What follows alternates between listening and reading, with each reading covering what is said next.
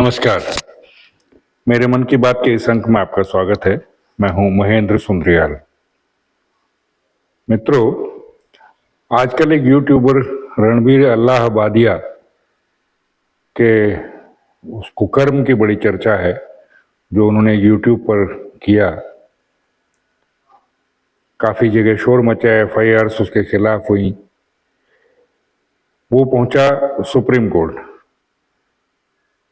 Supreme court में justice Suryakant और justice N Koteshwar Singh की जो अदालत है उसके आगे वो मामला पेश हुआ और उसके वकील थे हमारे अभी जो सीजीआई रिटायर हुए हैं चंद्रचूड़, उनका बेटा,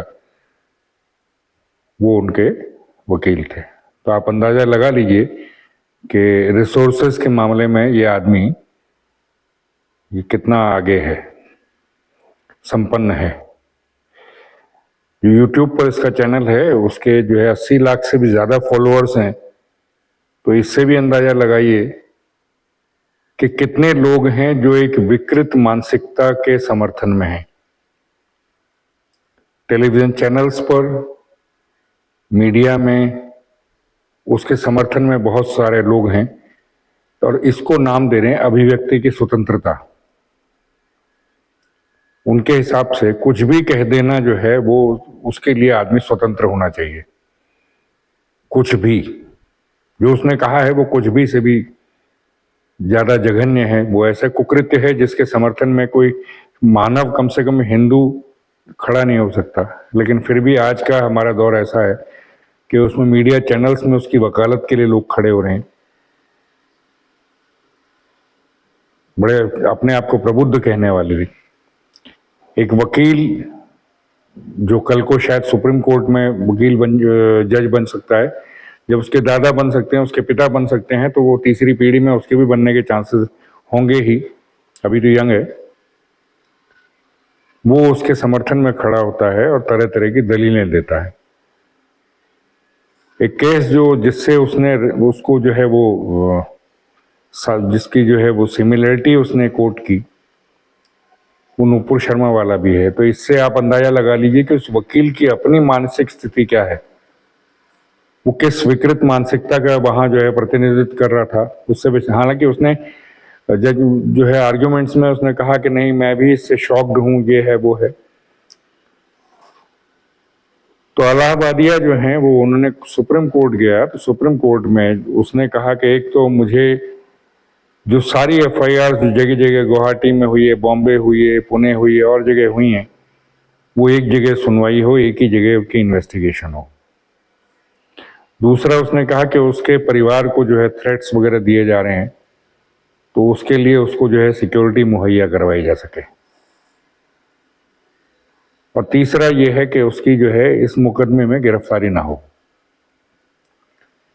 चलो, इतनी जगह जगह एक ही आदमी के लिए, भी एक ही आरोपी के लिए इतनी जगह जाना संभव नहीं है, तो इसलिए चलो ठीक है कि भाई एक ही जगह जो है वो अपीयर हो कोर्ट के, किसी एक कोर्ट में उसका केस चले। ये तो हमारा कानून कहता है, तो उसको वो देनी थी। सुप्रीम कोर्ट ने उसके पक्ष में जो है वो आदेश देना ही था, वो दे दिया।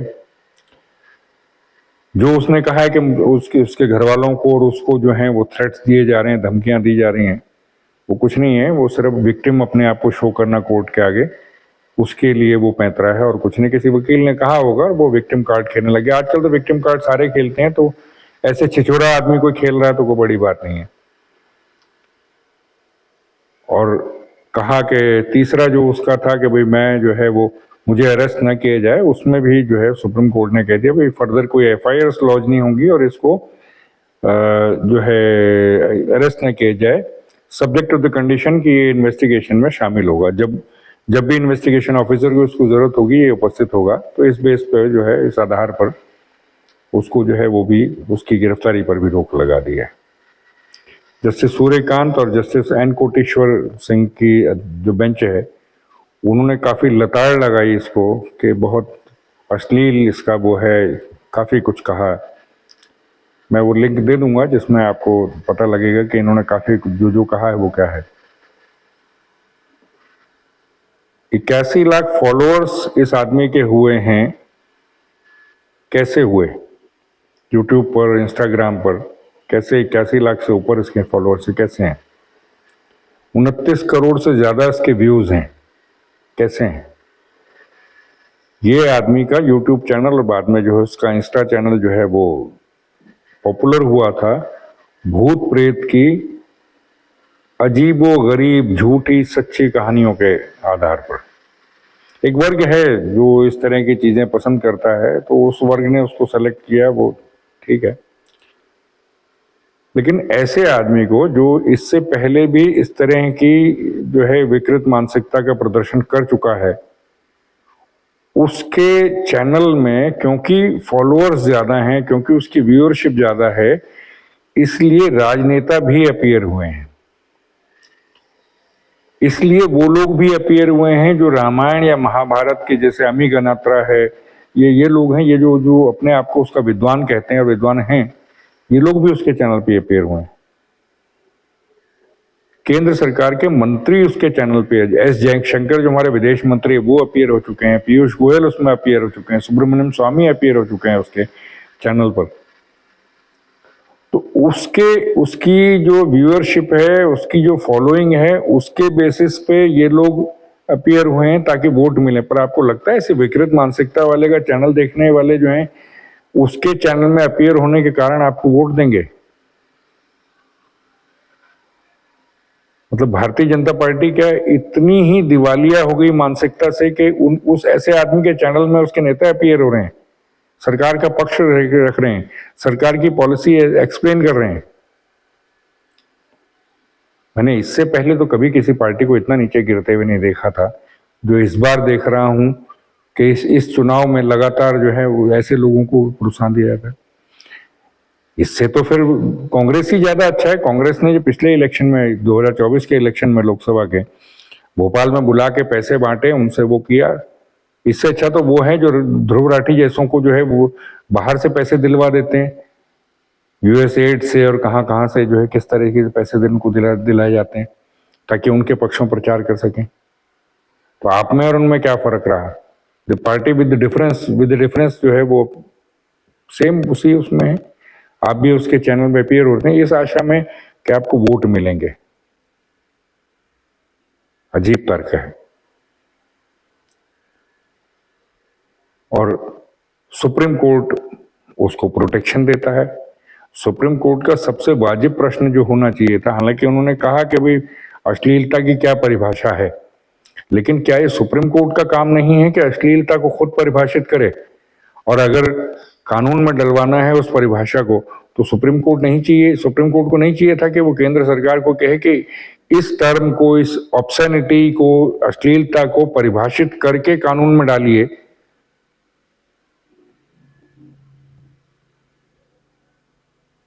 अजीब, सुप्रीम कोर्ट भी अजीब खेल खेलता है।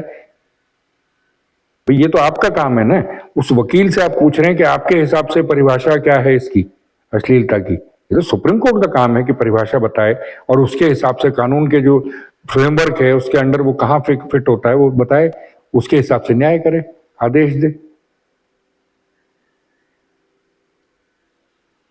तो अच्छा, दूसरा जो भाजपा है, भारतीय जनता पार्टी है, वो हिंदुओं की जो है अपने आप को प्रतिनिधि कहती है, हिंदुओं की पॉलिटिक्स करती है, हिंदू की पॉलिटिक्स।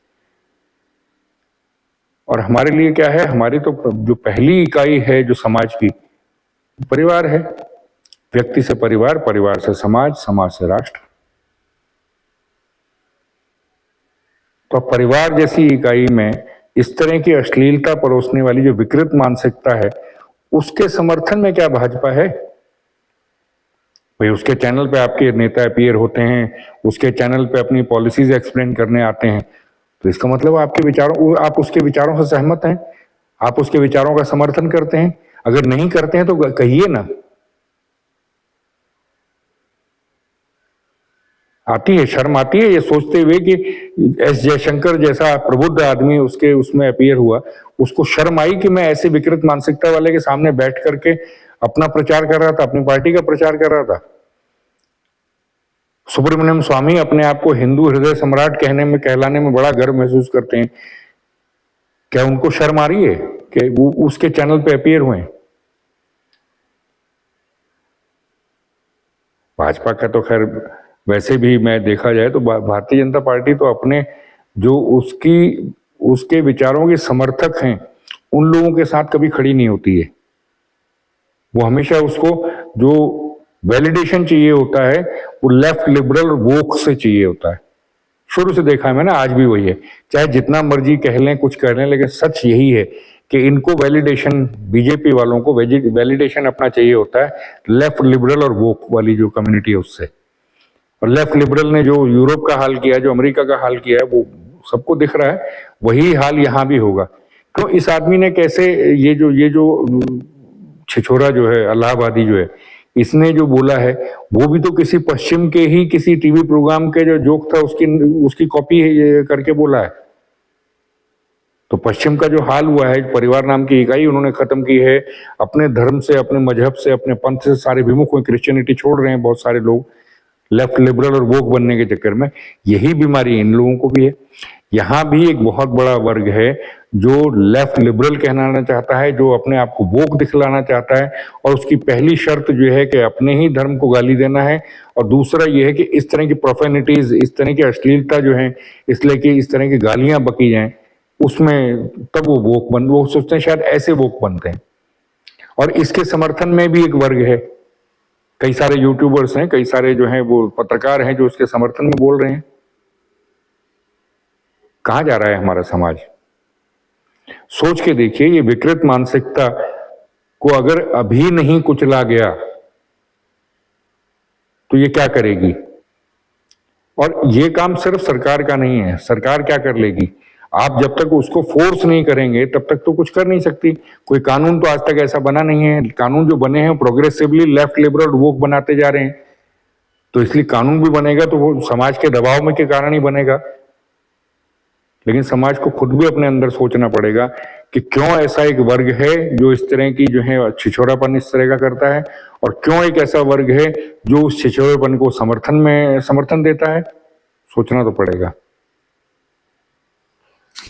आज के अंक में इतना ही। नमस्कार।